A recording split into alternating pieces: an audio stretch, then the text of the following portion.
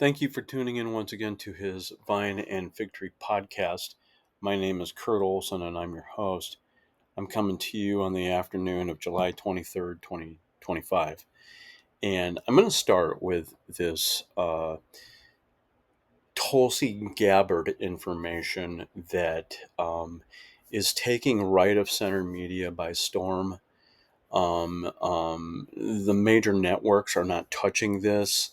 This is a non-issue for them. You had President Trump come out yesterday afternoon with some comments that were very pointed regarding former President Obama.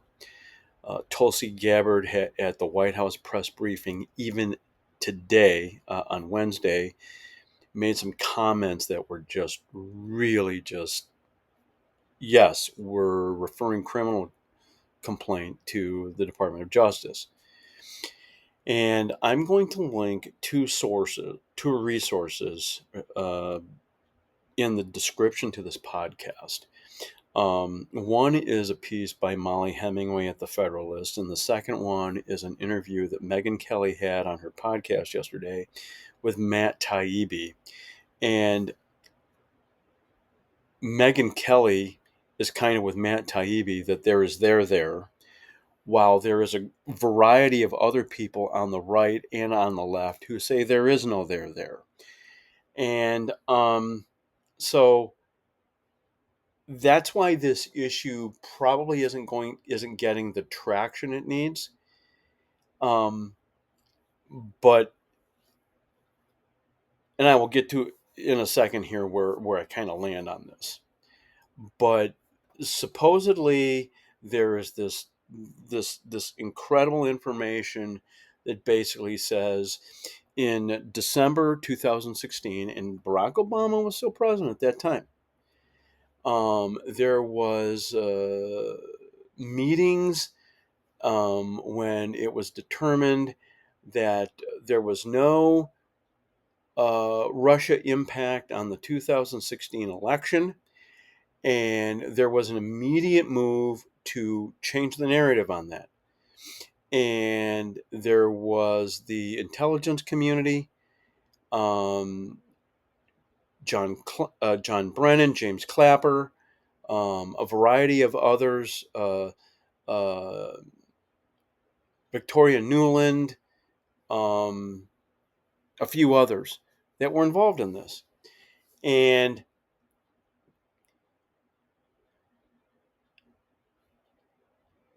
we have had a period of time here where there is no accountability that comes from government. Examples. The Great Recession happens in 2008-9, blowing up the U.S. economy.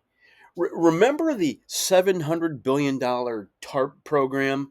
And then they did more stuff after Obama was in office. That was all about a giveaway to banks and some others. And no one went to jail over any impact in determining the Great Recession being a thing. Hillary Clinton put a private email server in her home as Secretary of State solely for the purpose of avoiding the scrutiny of Freedom of Information Act requests. And we're told classified information was on this server, not secure because it was at her house. And additionally, she got the call for help from the consulate in Benghazi, Libya, when it was under attack on September 12th, 2012. And she allowed Chris Stevens and three others die, along with others in the Obama administration. And no accountability for that. You had COVID. No accountability for that. We are 5 years removed from the start of COVID. And we've had some hearings in the Congress, and um, there's nothing going on that involves accountability. So, where I sit on this issue is real simple. If there is there, if if if this group, including former President Obama, are as villainous as we are being led to believe, we need a grand jury. We need people going to testify to give evidence, and we need indictments. We need trials. We need orange jumpsuits, and we need time in jail. Until that happens, I'm not believing it. And there are a lot of people who will have the mindset, we are 7, 8 years, 6, 7, 8 years removed from that, and we need to just move on. So that's where I am. If there is something there, I want it prosecuted, and I want that to unfold. And until that happens, this is a lot of hot air in Washington D.C. and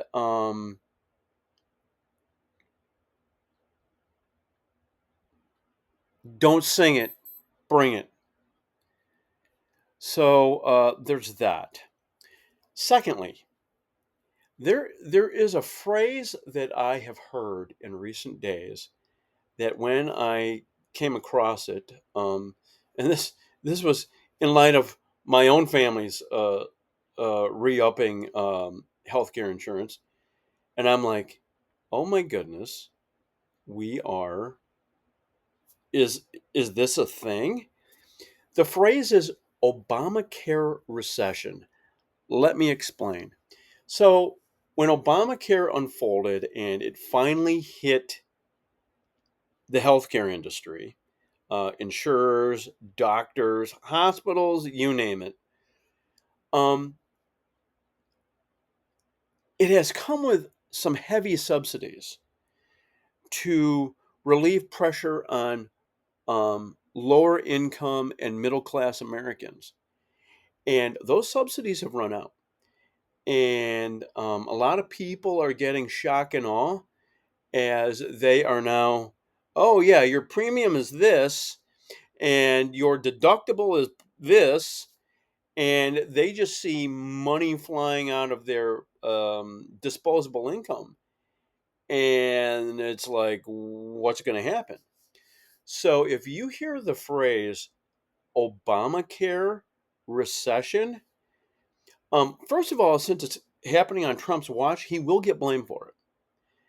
But this is simply a byproduct of our politicians in Washington throwing money at Obamacare to make the sticker shock not so shock, and making it more palatable to people as they navigate the current healthcare situation. So be looking out for that. Hopefully it doesn't happen. But even just this morning, I saw something on X from U.S. Congressman Chip Roy from Texas, and as these guys are talking about their summer recess, there are a variety of things that apparently are sitting on the table, and apparently healthcare subsidies is one of them. So that even has the attention of members of Congress. So because people are hit with higher pressure on their budgets, guess who's going to get blamed? So this is something that is happening, and so Obamacare recession. If there's a downturn, don't be surprised if it comes because Americans have very little disposable income because of money they're having to throw at health insurance and other things. Thirdly, the Druze, Druze. This is a religious minority in Lebanon, Syria, Israel. And the Druze are a monotheistic group. They kind of take their beliefs from a variety of different others, but they are a group of people, and they are regarded as kind of a minority in the Islamic nations, or those three Middle Eastern nations. And it's what's happening with the Druze is relevant for one reason. They are being purged from Syria. Now, last weekend, I came across some information that indicated that there were reports on the ground that up to 1,000 people had been killed, and a lot of it has been focused on the religious minority of the Druze. And then it was either Monday night or Tuesday morning. I saw a 90-second video where 7 people were being walked down the sidewalk, and then this video ends with a bunch of guys in military fatigues opening up gunfire on the 7 people while they are knelt down. And one of them was an American who is Druze. So that is happening in that part of the world. And we need to, no one's paying attention to this. And the culprits are, I'm being told, some of the military with the new Syrian government, terrorist groups, and one or two others that have an interest in getting rid of the Druze. So that is happening right now in real time, and it's one of those things that oh, no big deal. It's people dying, folks. It's people dying in large numbers. Fourthly and lastly, the Johnson Amendment. This is a few weeks old now, and in recent weeks, I've kind of been focused on a couple other things, and I haven't gotten to it yet. But I typed it in some of the notes I keep so that I would come back to this. So, the Johnson Amendment, what is it? So sometime the last 3 weeks, 3 weeks, 4 weeks, word came out of the IRS that pastors could now endorse candidates from the pulpit, and a lot of this deals with the Johnson Amendment. So back in the mid-50s, Lyndon Baines Johnson was a U.S. Senator from the state of Texas. Lyndon Baines Johnson, of course, would eventually be vice president to JFK. And then after John Kennedy's assassination, would become president. And the short uh, uh, Johnson stint gave us the Great Society, some other stuff. And back in the mid-50s, while he was still a U.S. Senator, Lyndon Baines Johnson was getting attention from a couple nonprofit groups that were challenging him in the political sphere. And he didn't like it. So he created this amendment that basically said, oh, churches can't, or nonprofit groups can't do this.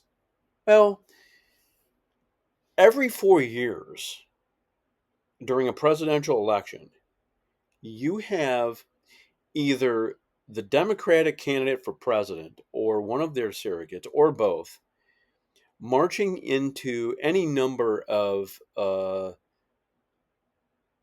inner city churches across this country solely for the purpose of getting the attention of these people so that they they get their votes. And when people think of the Johnson Amendment, they're saying, "Oh, those evangelical Christians, they do too much politicking from the pulpit," and so. But it's not true. It's not true. The politicking from the pulpit comes on the left, and candidates for president who land in pulpits, because the tacit message that's being sent is this: yes, we officially endorse this candidate for president. Or the message of this surrogate who is speaking on someone's behalf. So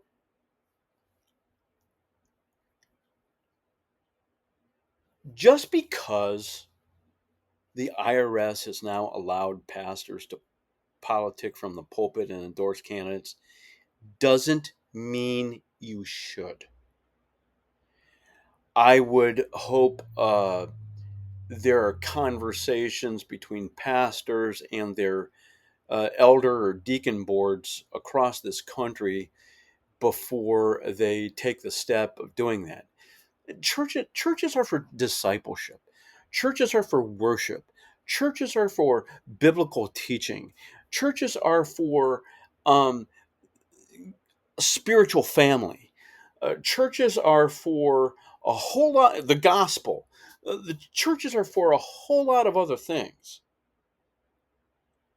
before the endorsement of a candidate for office. And I don't care if the person is serving in your church and running for office. Um, just going to share this.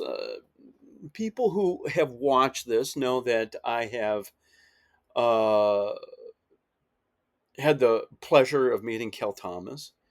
I've also maintained, in the early part of my journalism career, a little bit of correspondence with him.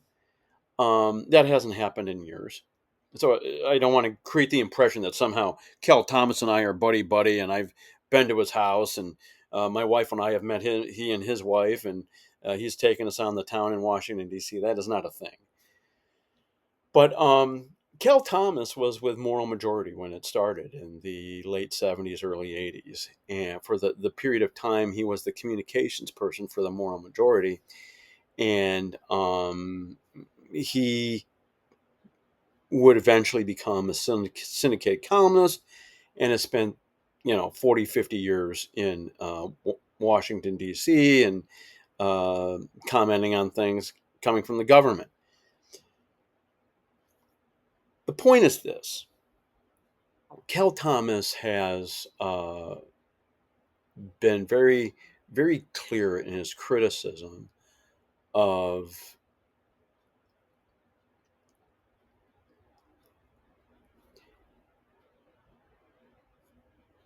too much politics in a pulpit can dilute the message of salvation by grace through faith through Christ according to the scriptures. And I would caution any church that sees that as something that they want to do moving forward. And so you might be allowed to do it. It doesn't mean that you should. And that is all I have for this edition of his Vine and Victory podcast. I have a column running on Sunday related to a pretty prominent thing that's happened in especially the culture in the past week. And we are on Apple Podcasts, Spotify, YouTube. And until next time, God bless and goodbye.